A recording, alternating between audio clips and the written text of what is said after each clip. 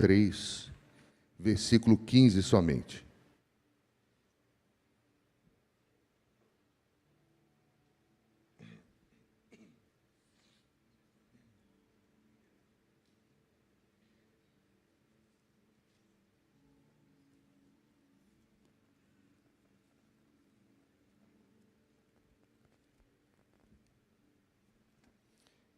Êxodo, capítulo 33, vamos ler somente o verso 15, que diz assim, meus irmãos: Então disse Moisés: Se a tua presença não for comigo, não nos faça sair desse lugar, até aqui. Senhor, eu quero louvar o teu nome mais uma vez por essa manhã bendita, gloriosa, onde nós nos reunimos como igreja, onde nós proclamamos da tua grandeza, exaltamos o teu nome e podemos, ó Deus, aprender como o Senhor é um Deus grandioso, soberano, poderoso, e como o seu amor transcende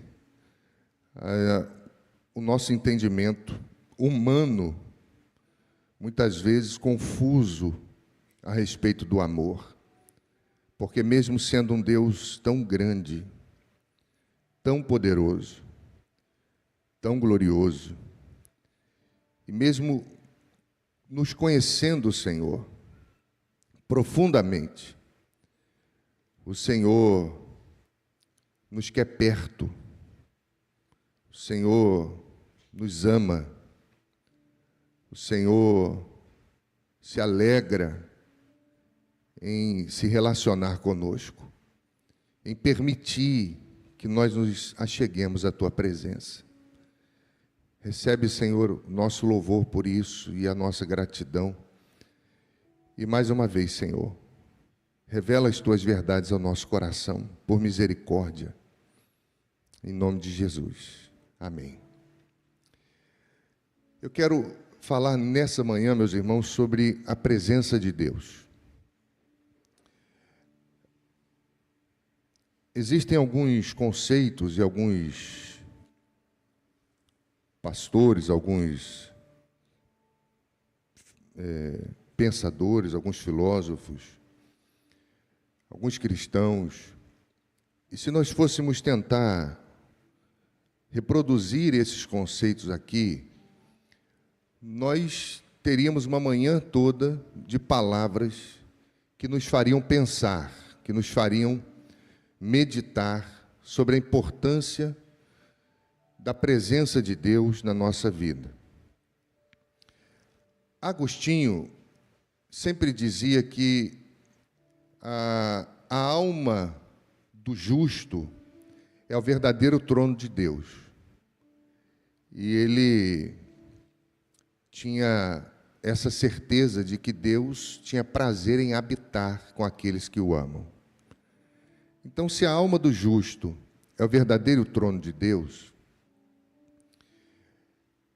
e há uma relação direta do Filho de Deus com o Deus Criador de todo o universo, isso deveria, pelo menos, nos fazer pensar. Outra questão interessante é A.W. Tozer, que diz que é a presença de Deus que diferencia o crente daquele que somente é religioso. Porque, na sua tese, ele vai defender que o religioso tanto faz, desde que as suas vontades sejam feitas, desde que o seu ego seja massageado, desde que o seu querer seja respondido. Mas aquele que de fato é filho de Deus, é crente, ele percebe que a vida cristã é totalmente diferente disso, porque não existe vida cristã sem o Deus que que estabelece a nova vida. Mas tentando chamar sua atenção um pouquinho mais para o quão importante é esse tema para nós, John Owen, ele também tem uma frase muito profunda, porque ele diz que a presença de Deus não é uma bênção muito importante. Ele diz que é a maior de todas as bênçãos. Ao mesmo tempo que a ausência de Deus é o maior de todos os castigos. Você sabe que o inferno é a ausência de Deus. O inferno é um lugar preparado para Satanás e seus anjos. E aqueles que irão para esse lugar de ranger de dentes e de sofrimento eterno, passarão por isso, porque Deus não está lá. Porque aonde Deus está, não vai ter mais lágrima, não vai ter mais dor. Apocalipse capítulo 21. Novo céu e nova terra. Então, quando nós olhamos para essa prerrogativa do que a presença de Deus faz e deve gerar no nosso coração,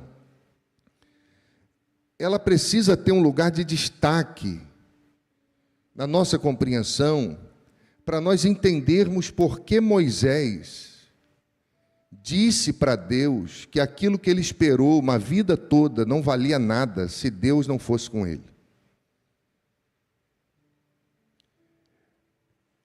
Quando nós lemos o Salmo 51, verso 11, quando Davi, reconhecendo a sua condição, e ele vai já arrependido do seu pecado com Betseba, a frase que ele diz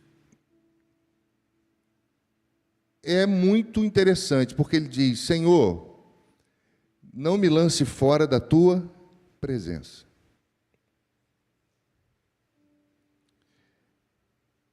E não retira de mim o teu espírito.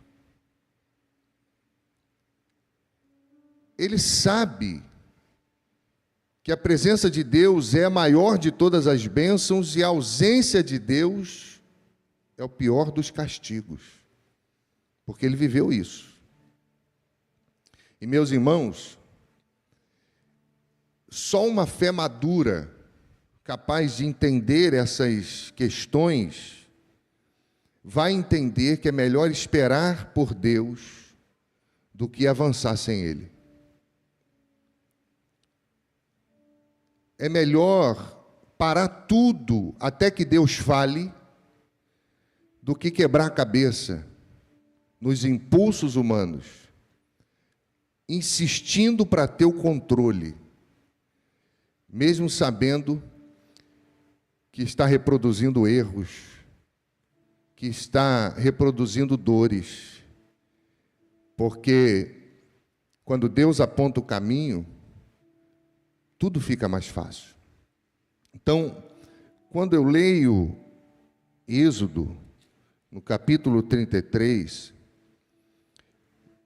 em especial, nesse momento que Deus encontra-se com Moisés, em um momento delicado, e Moisés vai insistir pela presença de Deus, e ele vai dizer: se a tua presença não for, não nos faça ir. Presença aqui, essa palavra, é rosto ou face. Então, se você for tentar entender numa exegese rápida, Moisés não está pedindo proteção, não está pedindo direção, ele está querendo o próprio Deus.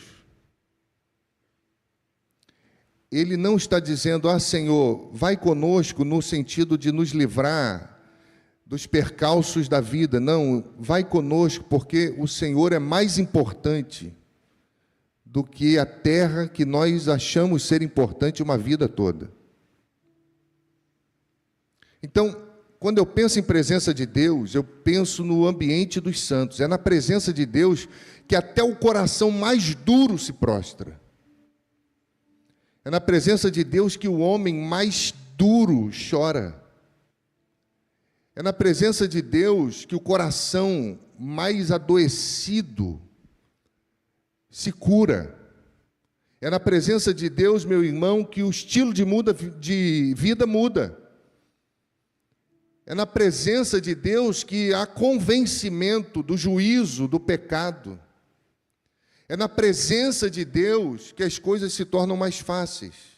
É na presença de Deus que nós passamos a ter uma nova identidade. A nossa identidade, ela é revelada se nós somos religiosos ou se nós somos servos de Deus. É na presença de Deus que isso tudo se revela. É na presença de Deus que o nosso caráter é moldado e o nosso coração encontra descanso. É na presença de Deus. Mas o que o texto está trazendo para nós é que essa presença tão desejada, tão transformadora, ela também pode ser frustrada por conta das escolhas que nós fazemos. Ela também pode ser frustrada se nós não soubermos esperar o tempo de Deus. Ela também pode ser frustrada se nós não entendermos a maneira que Deus se move. É só você voltar um pouquinho e entender por que Deus falou que não iria com eles. Porque eles tinham acabado de fazer um bezerro de ouro. Moisés estava com Deus, recebendo as tábuas da lei, na presença de Deus, e na presença de Deus não tem pressa. Ninguém tem preocupação com o horário do ônibus, com o horário da van, com o horário do almoço. Ninguém se preocupa com isso, porque quando a presença de Deus é manifesta, nós não queremos deixar isso embora. Eles haviam acabado de fazer um bezerro de ouro, e Deus disse a Moisés: vai e volta lá, porque o povo se corrompeu. Você conhece a história? Os idólatras são mortos. Há uma confusão estabelecida. E eles vão ter que recomeçar. Eles não souberam esperar Moisés voltar. Porque eles queriam produzir um Deus para si. Aquilo só revelou quem eles verdadeiramente eram. Não é diferente do que aconteceu na pandemia, meus irmãos. Na pandemia, muita gente ficou com medo das igrejas fecharem as portas, achando que igreja é um prédio. Quando, na verdade, a pandemia só revelou os verdadeiros cristãos. Porque os verdadeiros cristãos são cristãos em qualquer lugar, com pandemia, sem pandemia. Há uma história que dizem ser muito verídica por relatos históricos. Até no Titanic, afundando, tinha crente cantando hinos ao Senhor. A presença de Deus, o crente de verdade, que encontrou-se com o Senhor, ele é em qualquer lugar. E, meus irmãos, quando nós vamos ler o capítulo 33, nós precisamos lembrar do capítulo 32, que tinha um bezerro de ouro ali. Por isso que o capítulo 33 é consequência do pecado do capítulo 32. O fato de Deus dizer: não vou com vocês, o que eu prometi eu estou cumprindo, a terra está ali, vai. Vou mandar um anjo com vocês, guarda isso. Vou mandar um anjo com vocês. Moisés falou: não, se o Senhor não for conosco, não nos faça sair daqui. Capítulo 33 é consequência daquele pecado e vai revelar algo muito crítico. E qual é o grande problema? Quando Deus ameaça retirar a sua presença no meio do povo. Meus irmãos, é muito ruim viver uma vida cristã assim. É muito ruim desejar as bênçãos de Deus e não Deus das bênçãos. É muito ruim esquecer que tudo que nós precisamos está em Deus. E ter a presença dele conosco muda tudo. É suficiente. O que o texto está dizendo é trazendo uma ideia da ira de Deus contra o próprio pecado.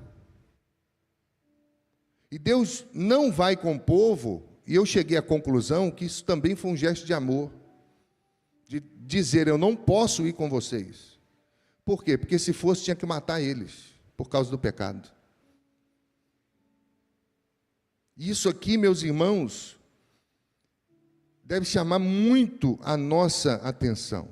O que aconteceu? Eles vão se arrepender, vão se humilhar diante disso quando eles descobrem o que Deus havia dito a Moisés. E tem gente que vai descobrir que está caminhando sozinho e vai precisar voltar, vai precisar se humilhar, vai precisar se arrepender, vai precisar correr para os braços de Deus e perceber que está numa direção totalmente contrária. Eles fizeram isso. Eles choraram, se arrependeram, se humilharam, só de terem a ideia de um Deus distante, de um Deus longe. Isso vai revelar também a amizade que Deus tinha com Moisés. Você sabe que Moisés se retira do meio do povo, monta a tenda lá que ele costumava fazer, e muita gente fica de longe olhando, mas algumas pessoas se achegam a ele, para orar junto com ele e pedir a Deus que fosse com eles. E Moisés está orando nesse sentido. Ele pede para ver a glória de Deus, e Deus vai estabelecer limites. Deus vai manifestar a graça, mas vai dizer, olha, de qualquer jeito, não. Então, eu preciso entender que a presença de Deus, ela é a única garantia segura que nós temos na caminhada. Nós não temos mais garantia de nada nesse mundo, irmãos. Não tem garantia política, jurídica, não tem nada. O ser humano está morto nos seus delitos e pecados. O ser humano caído é alguém sem Deus que só pensa em alimentar o egoísmo do seu próprio coração, em lutar pelo poder, olho por olho, dente por dente, o tempo todo. Nós precisamos da graça de Deus, e meus irmãos, é a presença de Deus a única segurança que o crente tem nesse mundo. Não temos outra. E ela só é concedida àqueles que buscam a Deus com humildade, com intercessão e com verdade. Porque Deus não divide a glória dele com ninguém.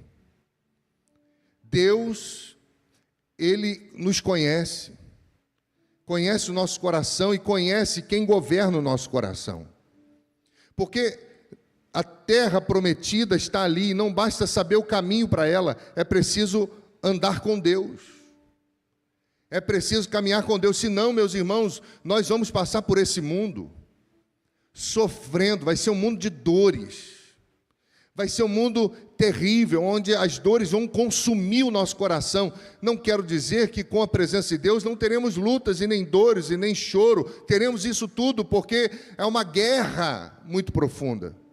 Mas a diferença é que quando nos jogarem dentro da cova dos leões, ele vai estar lá dentro com a gente. Essa é a diferença. O fogo vai ser aquecido mais forte, ele não vai nos queimar. Os rios não vão nos afogar, porque a glória de Deus é a nossa garantia. Quando foram questionar o povo a respeito da terra prometida, Números capítulo 13, não podemos ir porque tem gigante lá e nós somos como gafanhotos aos nossos olhos e aos olhos deles. E Josué e Caleb e Moisés, naquele contexto, quando disseram, não, vamos sim, Deus disse que vai nos dar. Sabe como terminou essa reunião? Com Josué e Caleb perto de um penhasco, pronto para serem apedrejados pelo povo. E sabe o que a Bíblia diz? que quando isso iria acontecer, a glória de Deus se manifestou e defendeu eles. A presença de Deus é sempre favorável aos filhos de Deus. Mesmo que uma multidão esteja com pedras, com arcos, com lanças, com armas apontadas para você, a glória de Deus sempre será a nossa garantia. E meus irmãos, ela é insubstituível. Sem ela, até as promessas perdem o brilho. Tem pessoas que não conseguem mais olhar para a vida cristã com a beleza que a vida cristã tem. Tem pessoas que não se relacionam com a igreja, com nada. Tem uma vida religiosa. Uma vida religiosa, e é claramente religiosa. E vivem amarguradas. Não conseguem ter alegria, meu irmão, porque até ao se lembrarem das promessas, elas não têm mais brilho, porque estão caminhando sozinhos. Moisés, veja bem, ele prefere ficar no deserto com Deus do que ir para a terra prometida sem Deus. Ele prefere continuar no deserto com Deus do que seguir para a terra prometida sem Deus. Mas veja bem, Deus disse: eu não vou com vocês. Mas ele não deixou sozinho. Ele disse a Moisés: eu vou mandar um anjo com vocês, que vai na frente. E sabe o que Moisés disse? Quero o anjo não, quero o Senhor. Se o Senhor não for conosco, não serve. Tem muita gente, meus irmãos, se enganando, achando que existem pessoas que podem substituir a presença de Deus, achando que existem símbolos religiosos que podem substituir a presença de Deus. Muita gente enganada. Deus condiciona isso, meus irmãos, o tempo todo. O que Deus disse que eles tinham que fazer? Tirar os atavios. Era o símbolo daquilo que eles tinham tirado para fazer o bezerro de ouro. Ou seja, vocês têm que se arrepender. Aquilo que lembre o que vocês fizeram tem que ser tirado do meio de vocês. Deus está condicionando. Tudo aquilo que associa vocês aos deuses estranhos. E o ato de tirar o anel, de abdicar daquilo, é um símbolo de dedicação exclusiva ao Senhor. Tu és o meu Deus, o meu Senhor. Por isso, meu irmão, nós temos que voltar a orar no sentido de nos relacionarmos com Deus. Não nesse sentido mercantilista desse tempo, onde as pessoas perderam a noção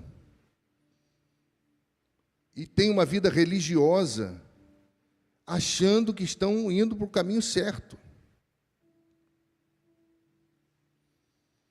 Nós precisamos, meus irmãos, olhar para o Senhor.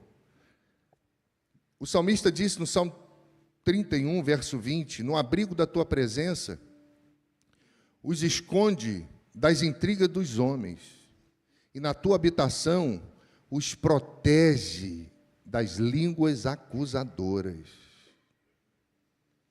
Tem gente que fala mal de você? Não corre para a fofoca, não, corre para o Senhor.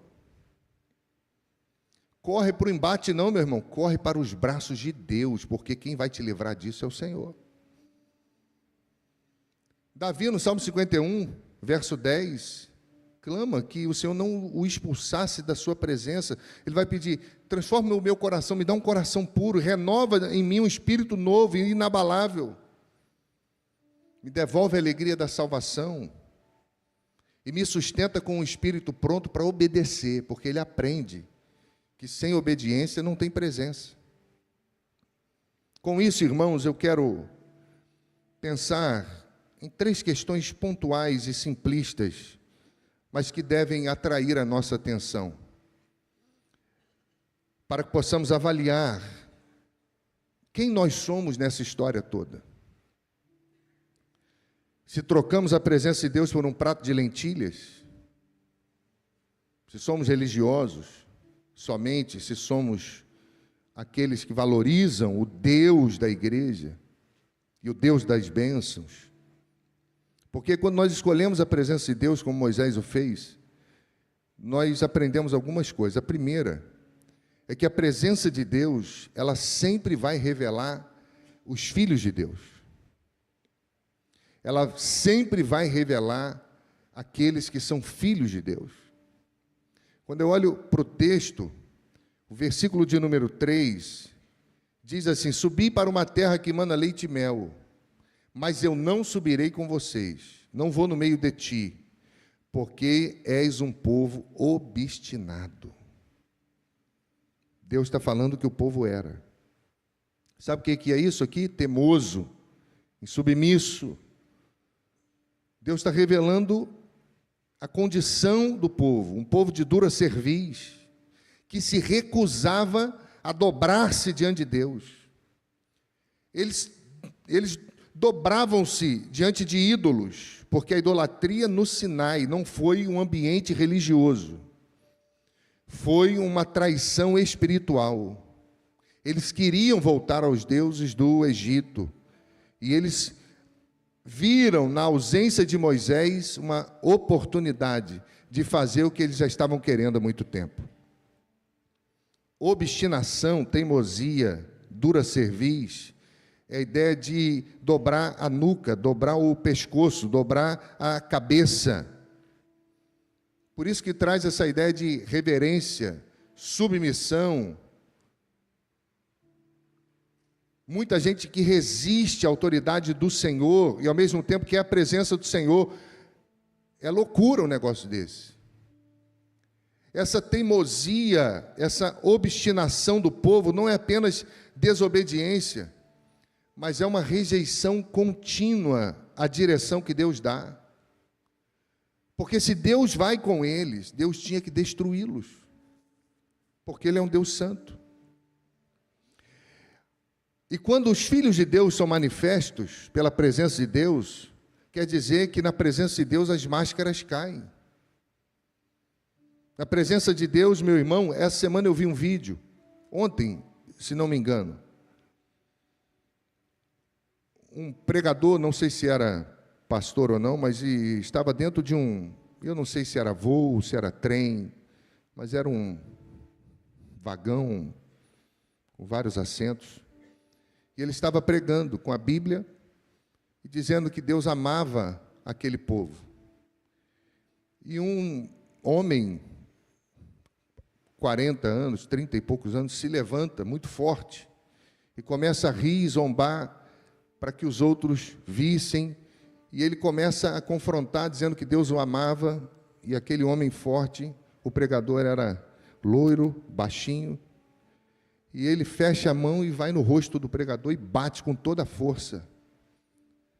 E o pregador vira para o lado, mas não volta agressivamente, ele volta ainda mais firme, dizendo: Deus ama você. Não importa o que você faça, Deus ama você.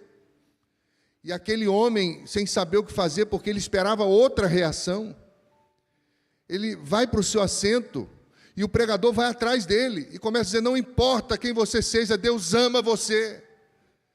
E aquele homem termina agarrado com aquele pregador, chorando copiosamente como uma criança, dizendo: eu não sei por que eu fiz isso, me perdoa, mas chorava copiosamente, alto, para que todos ouvissem. Porque na presença de Deus as máscaras caem. Meus irmãos, foi na presença de Deus que Jacó teve a sua identidade revelada, quando ele lutou com Deus. Saulo fica cego, em silêncio, em jejum por 3 dias, quando encontrou-se com Jesus. A presença de Deus nunca vai confirmar a nossa teimosia, ela sempre vai nos chamar a uma transformação real, verdadeira.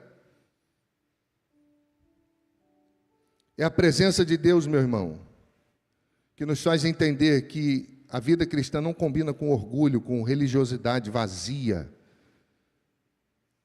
não combina com conveniência. Eu vou à igreja agora porque está tudo bem, ou eu vou porque eu vou receber isso, ou eu vou hoje assim, ou a igreja é boa quando está do meu jeito assim, ou quando está assado. Não, a presença de Deus não tem nada a ver com conveniência humana. A presença de Deus tem a ver com rendição, com arrependimento e com honestidade. Porque Deus sabe quem nós somos. A presença de Deus revela os filhos de Deus. A segunda questão que eu quero também chamar a sua atenção, meu irmão, é que, é claro, é nítido que a presença de Deus, ela requer abnegação e renúncia. Eles se despojaram, lá no verso 6, dos seus atavios, desde o Monte Horebe em diante. Dali para frente, eles não usaram mais aquilo que foi símbolo do pecado, da idolatria. Não usaram mais. Por quê? Porque eles escolheram aproximarem-se novamente de Deus. Mas para isso, eles tinham que escolher o Deus ou os ídolos. Os ornamentos que eram ligados à cultura pagã, à idolatria ou Deus. O que isso representa? Arrependimento. Representa consagração. Irmãos, tem sido lindo demais. Todo sábado de manhã, 8 horas da manhã, quase 100 irmãos aqui orando. Todo sábado. Cantando, cultuando, tomando café junto. Alguns tomam café, outros saem para ir para a feira, outros saem para ir para fazer outra coisa. Mas é um culto de consagração, onde nós estamos buscando avivamento pessoal. Foi Jesus que disse: se alguém quer vir após mim, negue-se a si mesmo. Tome a sua cruz e me segue. Foi ele que disse que quem não carrega a sua cruz não pode segui-lo. Não pode ser seu discípulo. Foi Jesus que disse isso. Meu irmão, se nós desejamos a presença de Deus, nós precisamos identificar em nós qualquer traço de egoísmo, de prepotência, de abandono, de idolatria. Porque isso habita no coração do homem. Nós fazemos comparações o tempo todo. Nós olhamos para esse, para aquele, e falamos: isso é melhor, esse é melhor, aquele é melhor, esse é pior, isso eu não gosto, aquele eu gosto. Mas a vida cristã não tem a ver com isso, tem a ver com um Deus glorioso que escolheu nos amar e deseja se relacionar conosco. Porque quem escolhe a presença de Deus precisa renunciar ao orgulho, à pressa, ao egoísmo e ao controle. Esse dia eu estava pensando e estava conversando com algumas pessoas e nessa conversa estávamos no final de um treino de jiu-jitsu. Estava acabado. E aquele papo ali gostoso. Gente de tudo quanto é jeito. E o papo foi para um caminho do quanto essa modalidade humilha a gente. Trata a gente. Não com esse vocabulário, mas com essa ideia. Porque ali você não ganha toda hora. Ali, principalmente quando você está aprendendo, você só toma amasso. Tem um faixa roxa aqui rindo, ó, que só faz isso comigo. Roxa, marrom. Respeita a minha história, né? Ensina. Por quê? Isso ensina a gente. Você só toma amasso. Aí, coitado dos faixa branca, que você vai querer repetir a mesma coisa com eles. Mas a ideia é, como Deus usa para humilhar a gente, para quebrar o orgulho.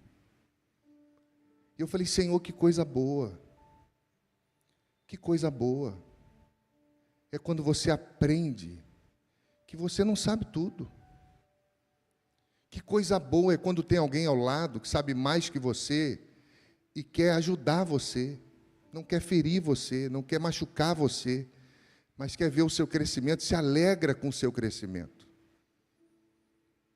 Coisa boa é quando você pega um mais jovem que vai chegando, que está passando por tudo que você passou, e você vai ajudá-lo também. E você diz, não é assim, assim, e você lembra que um dia teve alguém que Deus botou do seu lado para fazer, para caminhar com você. É um discipulado o tempo todo, só que eles não sabem disso, né? Com esse vocabulário. É o tempo todo. Mas humilha a gente. Quebra o nosso orgulho. Quando você chega lá e fala assim, hoje eu estou arrebentando, é quando você mais perde. É quando você mais apanha. E aí você volta para casa pensando e fala, Senhor, como foi bom. Existem questões espirituais que Deus usa para fazer isso com a gente também. A questão é que poucas pessoas entram na arena para poder aprender. A questão é que poucas pessoas se submetem ao processo. A questão é que poucas pessoas querem aprender de Deus, querem aprender com Deus, querem aprender com as pessoas que são mais experientes. Se nós desejamos a presença de Deus, nós precisamos descobrir em nós os traços de egoísmo, de prepotência, e renunciar a isso, renunciar à pressa, renunciar, meu irmão, o controle, entregar a chave nas mãos de Deus, entregar o coração na mão de Deus, porque quem quer controlar tudo fere as pessoas. Quem quer controlar as pessoas machuca as pessoas. Quem quer controlar as pessoas não age como Deus. Porque Deus controla sem controlar. Ele controla atraindo pelo amor, porque o amor de Deus é tão maravilhoso que Ele nos faz querer estar com Ele. O povo não soube esperar pela volta de Moisés, e a impaciência levou o povo à corrupção. Tem muito substituto religioso hoje por falta de paciência, por fórmulas humanas e por falsos confortos. Precisamos pensar nisso, irmãos. Precisamos pensar nisso. Porque o que seria de nós se Deus não tivesse nos encontrado no meio do caminho? O salmista chega a dizer, não a nós, Senhor, não a nós, mas ao teu nome a glória.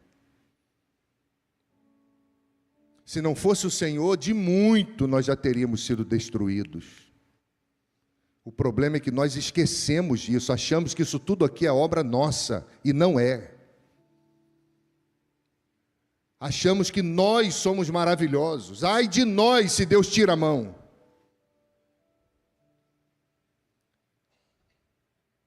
Em terceiro lugar, meus irmãos, eu gostaria de convidá-lo ao exame pessoal da verdade de que é a presença de Deus que também revela os verdadeiros amigos de Deus. Porque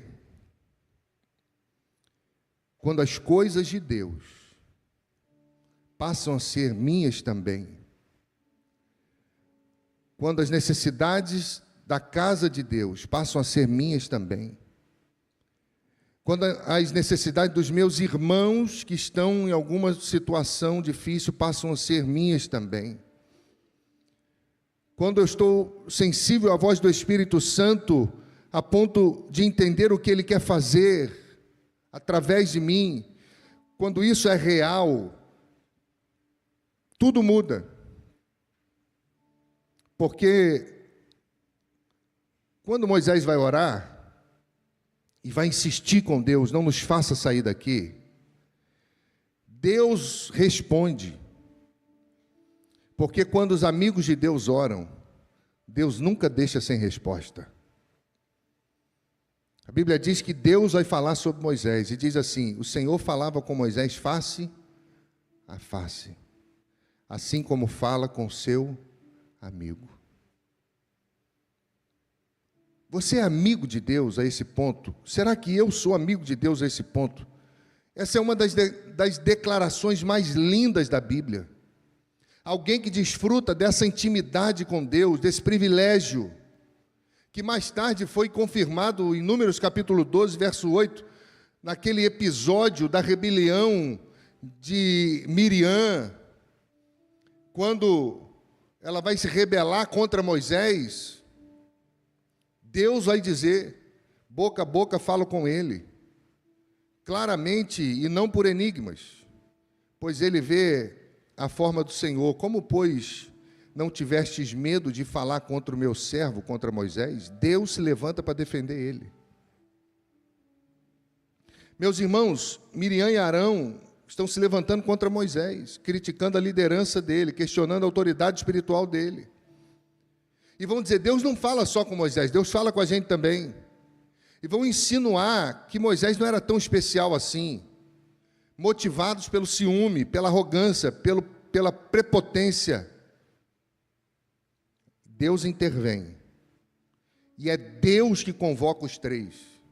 Se você for ler o texto, olha a seriedade. Deus manda chamar os três. Chama lá, Miriam, Arão e Moisés, que eu quero ter uma reunião com ele, uma assembleia extraordinária. Chama lá, porque eu estou ouvindo umas conversas aí que eu não estou gostando. E Deus vai resolver isso. Convoca os três à tenda da congregação e vai declarar nessa conversa o nível de intimidade que ele tinha com Moisés. E sabe o que Deus diz? Que a intimidade que ele tinha com Moisés superava o de qualquer profeta. A intimidade que Moisés tinha com Deus era diferente. Eu quero essa intimidade. Você quer, meu irmão? Eu quero viver isso na minha vida. Nós sabemos que no Novo Testamento Jesus amplia essa revelação de intimidade, quando ele vai dizer aos discípulos, João capítulo 15, ninguém tem maior amor do que aquele que dá sua vida pelos seus amigos. Vocês serão meus amigos se vocês fizerem o que eu mando. Já não vos chamo servos, porque o servo não sabe o que faz o seu senhor. Ao invés disso, eu os tenho chamado amigos, porque tudo o que eu ouvi do meu Pai, eu tornei conhecido a vocês. O amigo só revela os segredos do coração para os amigos.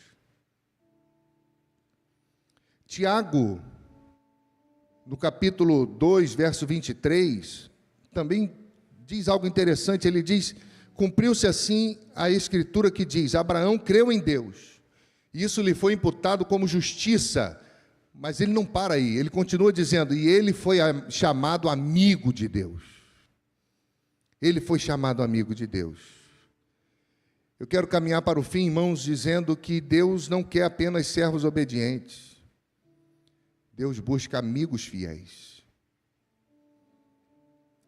E é a presença de Deus que revela quem caminha perto dele de verdade, quem é amigo de Deus, ou quem simplesmente tem uma vida religiosa.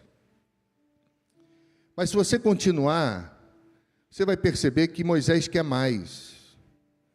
Ele não fica só nessa questão de dizer, vai conosco. Ele diz, mostra-me a tua glória, a tua face, a tua presença.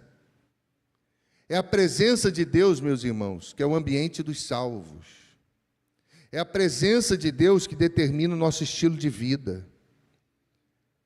Ninguém precisa falar para você que a sua roupa desonra a Deus, seu vocabulário desonra a Deus, que você tem que mudar isso ou aquilo. A presença de Deus faz isso, o Espírito Santo faz isso. Moisés não se satisfaz com bênçãos, com vitórias, com liderança. Ele quer Deus. Por quê? Porque quem já encontrou-se com Deus não se acomoda. E o segredo, irmãos, da vida cristã é, mesmo quando não entendermos os tempos de silêncio de Deus, é crermos que Ele está no controle da nossa vida. Por isso nós não devemos nos precipitar como povo no deserto. Talvez você tenha que tomar decisão, e tem gente que toma decisão precipitada assim, ó, monte. Calma. Provérbios 19, versículo 2 diz: não é bom ter zelo sem conhecimento, nem ser precipitado e errar o caminho. Tem muita gente que tem zelo demais, mas não sabe nada e erra o caminho. Zelo demais sem conhecimento vai dar ruim. Se você precipitar, meu irmão, pior ainda. Quem sabe é tempo de clamar a Deus e ouvir a Deus. Moisés orou, e Deus respondeu: farei isso também que disseste, porque achaste graça aos meus olhos, e eu te conheço pelo nome. Deus ouviu cada palavra de Moisés, cada palavra. O destino não vale nada sem a presença. Canaã, por ser mais fértil, e poderia ser o que fosse, sem Deus continuaria sendo um deserto. Não nos faça sair daqui. Não nos faça, Senhor. Eu termino com John Piper, que também diz que a presença de Deus é o maior presente do Evangelho. O maior presente. Eu me lembro o dia que eu recebi esse presente, que eu me encontrei com o Senhor e Ele comigo. Os meus olhos foram descortinados e eu pude contemplar a sua glória. Você lembra disso ainda? Você lembra quando a sua mente foi esclarecida pelo Evangelho? Você lembra quando você entendeu que existe um reino diferente, um Deus que te ama, e como isso é glorioso, e que caminha com você e não te abandona? Esse é o segredo de tudo, meu irmão. Jesus disse que estaria conosco todos os dias, até a consumação dos séculos. O maior presente e a maior promessa de Jesus é Ele mesmo, é a sua presença. Eu queria orar com você, porque mais do que soluções, mais do que livramentos, Ele prometeu estar conosco, estar presente. É por isso que nós não desanimamos, porque Ele está conosco. Talvez você esteja enfrentando um momento difícil na sua vida, momento de tensões, de recomeços, ou até mesmo você esteja vivendo esse momento onde você acha que Deus está longe, e você vai descobrindo que você que se afastou dele. Quem sabe é tempo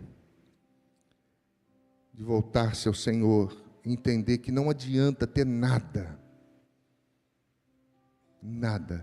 se você não tiver a presença. Vamos orar, meus irmãos. Senhor, muito obrigado por essa manhã. Muito obrigado pela Tua palavra bendita. Muito obrigado, Senhor, pela Tua presença no nosso meio. Desde bem cedo, quando oramos, aprendemos, confraternizamos, cantamos e abrimos os nossos olhos e coração para ouvirmos a Tua voz. Senhor, nós somos gratos ao Senhor, porque um dia o Senhor nos ouviu quando nós clamávamos por socorro. E diz a Tua palavra que o Senhor não somente ouviu, como inclinou os seus ouvidos ao nosso clamor. Se algum irmão, ó Deus, amigo, esteja clamando nessa manhã por socorro, carecendo, Senhor, de algum tipo de restabelecimento da comunhão contigo, Senhor, que seja um tempo glorioso, que seja um tempo majestoso, que seja um tempo, Senhor, aonde decisões sejam tomadas de forma diferente, para que possamos caminhar juntos e assim vivermos os milagres que só o Senhor pode dar. Em nome de Jesus. Amém.